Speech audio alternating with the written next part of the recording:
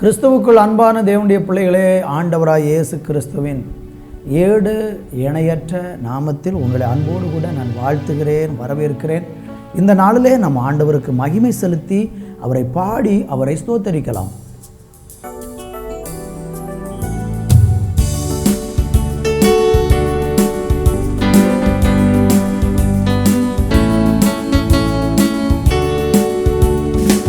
கூடுமே எல்லாம் கூடுமே, உம்மாலே எல்லாம் கூடும், கூடாதது ஒன்றுமில்லை, உம்மால் கூடாதது ஒன்றுமில்லை. கூடுமே எல்லாம் கூடுமே, உம்மாலே எல்லாம் கூடும், கூடாதது ஒன்றுமில்லை, உம்மால் கூடாதது ஒன்றுமில்லை. கடல் மீது நடந்தீரையா, கடும் புயல் அதட்டினீரே. கடல் மீது நடந்தீரையா, கடும் புயல் அதட்டினீரே. சாத்தானை ஒடுக்கினீரே, சர்வ வல்லவரே. சாத்தானை ஒடுக்கினீரே, சர்வ வல்லவரே. கூடுமே எல்லாம் கூடுமே, உம்மாலே எல்லாம் கூடும், கூடாதது ஒன்றுமில்லை, உம்மால் கூடாதது ஒன்றுமில்லை. செங்கடல் உம்மை கண்டு ஓட்டம் பிடித்ததையா, செங்கடல் உம்மை கண்டு ஓட்டம் பிடித்ததையா. யோர்தான் உம்மை கண்டு பின்னோக்கி சென்றதையா. யோர்தான் உம்மை கண்டு பின்னோக்கி சென்றதையா.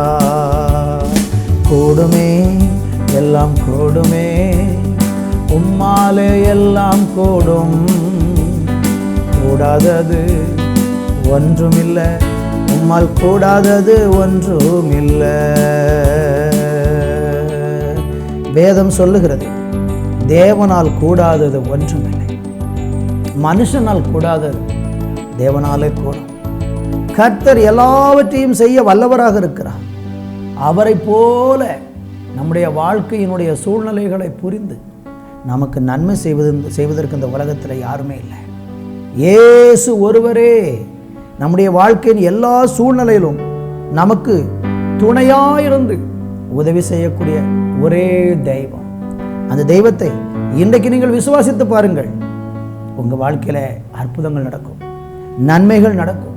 நீங்கள் எதிர்பாராத அதிசயங்களை கூட ஆண்டவர் உங்களால் செய்ய முடியும். நீங்கள் பிரமிக்கத்தக்க ஆச்சரியமான காரியங்கள் கூட உங்கள் வாழ்க்கையில் ஆண்டவர் செய்ய போதுமானவராக இருக்கிறார். நம்பிக்கையோடு கூட அவரை தேடி பாருங்கள். அவராலே எல்லாம் கூடும். ஸ்தோத்திரம் பிதாவே, இந்த வேலைக்காய் நன்றி. இந்த வார்த்தையை கேட்கிற ஒவ்வொருவரையும் நீங்கள் ஆசீர்வதிங்க. இந்த கரத்தில் ஒப்பு கொடுக்கிறேன் இயேசுவின் நாமத்தில் பிதாவே, ஆமேன், ஆமேன். அன்பு தேவ பிள்ளைகளே, இந்த நாளிலே நம்ம தியானிப்பதற்காக கொலோசியருக்கு எழுதின நிருபம் 1ஆம் அதிகாரம் 17வது வசனத்தை வாசிக்கிறேன். அவர் எல்லாவற்றுக்கும் முந்தினவர், எல்லாம் அவருக்குள் நிலை நிற்கிறது. வாசித்து கேட்ட இந்த வேத வசனத்தில் ஆண்டவராகிய இயேசுவை பற்றி, அவருடைய தெய்வத்துவத்தை பற்றி சொல்லக்கூடிய ஒரு அருமையான வார்த்தை. ஆண்டவராகிய இயேசு எல்லாவற்றுக்கும் முந்தினவராக இருக்கிறார்.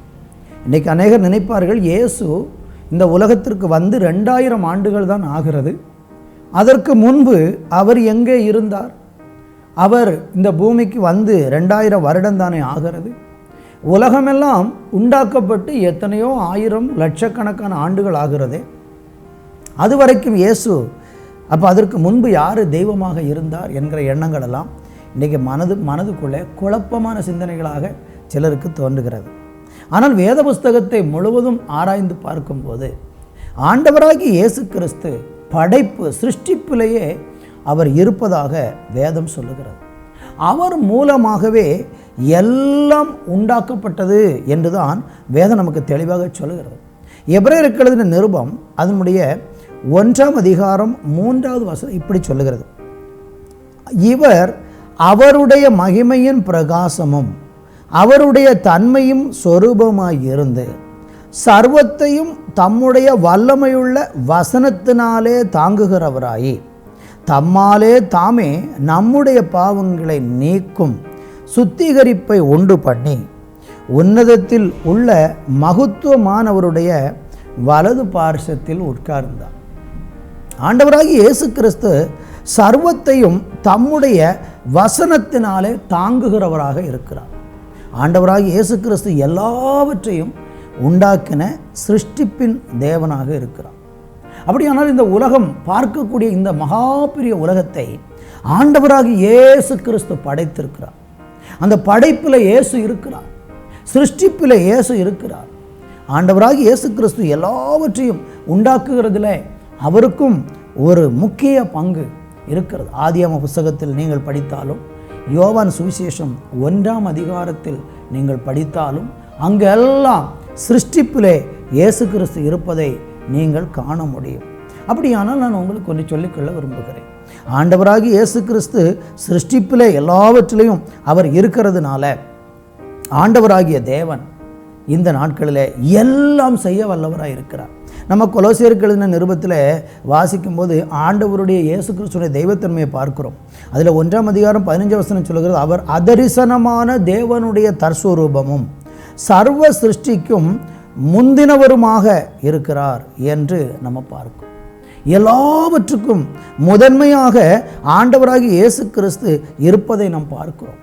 அப்படியானால் ஆண்டவராகிய இயேசு கிறிஸ்து இந்த பூமிக்கு மாம்சத்திலே வந்துதான் 2000 வருஷங்கள் ஆகிறதை தவிர அவர் நித்திய காலமாக இருக்கிறதை நாம் பார்க்கிறோம். வெளிப்படுத்தின விசேஷம் 1ஆம் அதிகாரத்தில் யோவானுக்கு இயேசு தரிசனமாகும்போது சொல்லுகிறார்: நான் ஆதியும் அந்தமும் அல்பாவும் ஒமேகாவுமாய் இருக்கிறேன் என்று ஆண்டவராகிய தேவன் சொல்லுகிறதை, இயேசு சொல்லுகிறதை இந்த நாட்களில் நம்ம பார்க்க முடிகிறது. எனவே இந்த நாட்களில் கூட உங்கள் வாழ்க்கையில் ஆண்டவராகிய இயேசு கிறிஸ்துவை தெய்வமாக நீங்கள் அங்கீகரித்து விசுவாசிக்கும் போது உங்கள் வாழ்க்கையில் எல்லாமே அவர் செய்ய வல்லவராக இருக்கிறார்.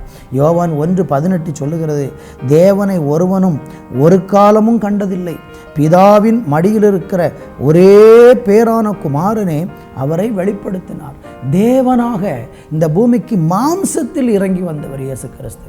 அந்த இயேசு கிறிஸ்துவை நீங்கள் விசுவாசித்தீர்கள் என்று சொன்னால், நீங்கள் அவரை ஏற்றுக்கொண்டீர்கள் என்று சொன்னால், இந்த உலகத்தை படைத்த, இந்த உலகத்தில் காண்கிற சகலவற்றையும் உண்டாக்கின ஆண்டவராகிய இயேசு கிறிஸ்து உங்கள் வாழ்க்கையில் இன்றைக்கு நீங்கள் என்ன தேவையோடு என்ன சூழ்நிலையில் நீங்கள் இருந்தாலும் உங்களுடைய எல்லா தேவைகளை சந்திக்க வல்லவர். ஏனென்றால் உலகத்தை அவர் உண்டாக்கி இருக்கிறார், பூமியை அவர் படைத்திருக்கிறார், வானத்தை அவர் படைத்திருக்கிறார், காண்கின்ற அத்தனை அவர்தான் படைத்திருக்கிறார். அப்படியானால் படைத்த தெய்வம் நமக்கு எல்லாம் செய்ய போதுமானவராக இருக்கிறார்.